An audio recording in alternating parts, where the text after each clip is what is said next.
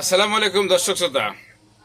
এটা আমার অভিজ্ঞতা বলে যে রোগ আমাদের অনেক দোষের জন্য বা আমাদের কিছু বদভ্যাসের জন্য রোগ হয়। নিজেকে যদি আপনি ভালোবাসেন, নিজেকে যদি প্রতি যত্নশীল হন, তাহলে দেখবেন রোগটা সহজে হয় না। জন্ম থেকে রোগ হলে একটা আলাদা জিনিস। আবার ধরেন আমাদের বিভিন্ন রকম অনিয়মের কারণে অনেক রোগ হয়। ধরেন একটা উদাহরণস্বরূপ দিই, আপনি যদি রাস্তায় একটা বাইক চালাচ্ছেন, যদি দেখে শুনে ধীরে সুস্থে চালান বা রাষ্ট্রীয় নিয়ম কারণ মেনে চালান, তাহলে দেখেন দুর্ঘটনার হার অনেক কম। আর যদি আমি অনিয়মে বাইক চালাই বা যে কোনো গাড়ি চালাই, দেখবেন দুর্ঘটনার হার প্রায় 50 থেকে 70-80% বা 90% বাইরে যাবে।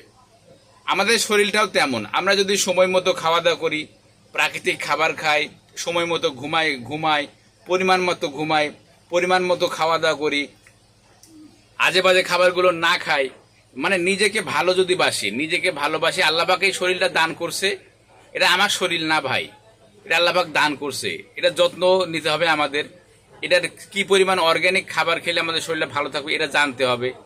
আমরা মনে করছি এমনি এমনি শরীর চলছে, আসলে তা না। এটা দান করছে, আবার কিছুদিন যখন তখন অসুস্থ হতে পারে। তাই আমাদের সাবধানে চলা উচিত, নিজেকে ভালোবাসা উচিত, নিজের জন্য কোয়ালিটি সময় দেওয়া উচিত, ভালো কাজে ভালো খাবারে খরচ করা উচিত। অনেকে আজে বাজে খরচ জায়গায় খুব খরচ করে, ভালো কাজে ভালো খাবারগুলোতে কৃপণতা করে। তাই অবশ্যই অর্গ্যানিক খাবারগুলোতে একটু খাওয়া উচিত এবং অর্গ্যানিক খাবারগুলোতে খরচ করা উচিত। ভালো কাজে কৃপণতা করা যাবে না, অলসতা করা যাবে না।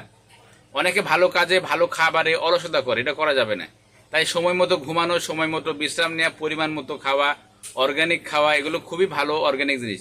তাই আমি সবসময় বলি নিজেকে ভালোবাসুন, নিজের জন্য কোয়ালিটি সময় দিন। পৃথিবীর সবচেয়ে দামি সম্পদ হলো আপনার এই সুস্থতা, ঠিক আছে? তাই ভালো থাকুন। আল্লাহ হাফেজ।